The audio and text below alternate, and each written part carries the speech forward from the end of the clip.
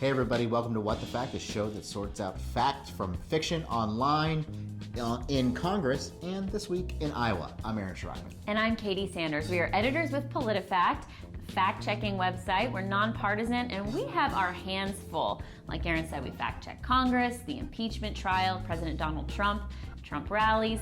But this past week, we've given special attention to the Democratic presidential candidates who are running all around in Iowa. Why is Iowa so important, Katie? Well, Iowa and New Hampshire have a special place in the political primary hearts. But does it really matter what happens February 3rd in Iowa and then a week later in New Hampshire?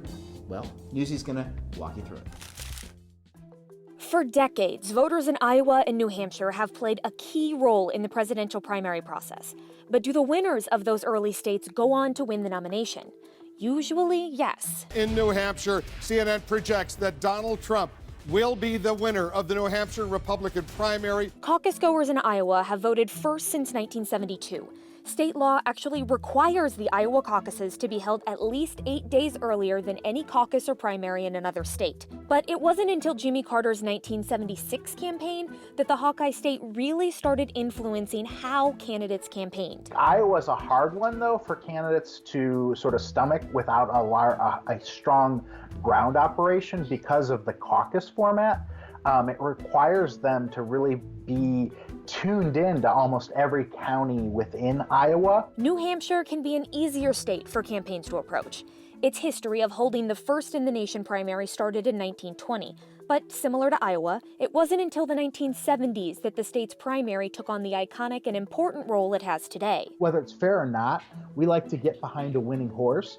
So, again, with, so many people in the Democratic primary field, if your candidate comes in with, and unfortunately I think some are going to come in with like a percent, you as a voter have to say, well, maybe there's someone else who came in first, second, or third I need to reevaluate. Only once in the last 40 years has a presidential candidate from either party gone on to win the nomination without winning Iowa or New Hampshire, and that was Bill Clinton in 1992. But even with that track record, not all the 2020 Democratic candidates are focusing on both states. Mike Bloomberg is largely ignoring them.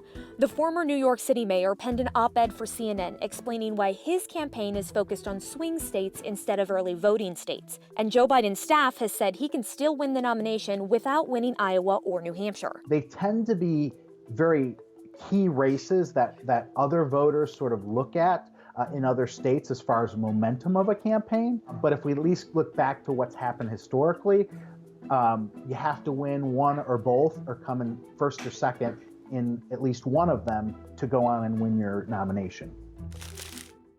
We're going to start with Joe Biden, who actually called out for a fact check, right? Yeah, he said, fact check this. Fewer people signed up to take the foreign policy exam to become a foreign policy officer than at any time in history. That's basically right. We didn't give it a Truthometer rating, but it would have done pretty well. Applications for the Foreign Service Officer test, it's called FSOT, are at kind of record low, and it's kind of what he said. The record part is a little deceiving, however, because we really don't have data going back, I think, before 2007. So there's only 10 years of data to look at, but there's certainly a decline in the number of people applying for this test. All right, so there's your fact check, former Vice President Joe Biden. Yeah, so we're going to go to Pete Buttigieg, who was doing a town hall for Fox News with Chris Wallace, kind of talking to Republicans, trying to win moderate voters. Here's what he said about himself. I think I'm the exact median age of the United States of America right now, actually, right about 38. So half the country's younger and half the country's older. So Pete Buttigieg, being 38 years old, is actually not exactly the same median age as most Americans, or as Americans. He is just a hair above it. We went to the Census Bureau and we learned that the median age for Americans is 37.8 years. I can't believe you got that wrong, Mayor He Pete. said exact. Oh, man. It's not exact. All right, last up, Katie, it's a quick one. Today, we spend twice as much money per person on health care as do the people of any other country on earth. You got that? Sounds legit. He has said this over and over again, but he's missing a few key words that would give this a true rating on our fact check. So yes, the US does, compared to many countries, spend more than twice per person, as do the people in other countries. However, it's not every other country or any other country on earth. We found data from the Organization for Economic Cooperation and Development, and it shows that the US did not spend twice as much in 2018 as Switzerland, Norway, Germany, Sweden, Austria, and Denmark. Still more, but not twice as much, even though that is the catchy talking point that Sanders has latched onto, not only through this campaign, but the previous one as well. All right, so that's going to do it for our fact checking from Iowa. We'll have caucus results on February 3rd, and we won't really talk about Iowa for a little while again. On deck is New Hampshire. Our teams are going out there as well, so we're going to see those candidates again. We'll see if they got a little better on the facts.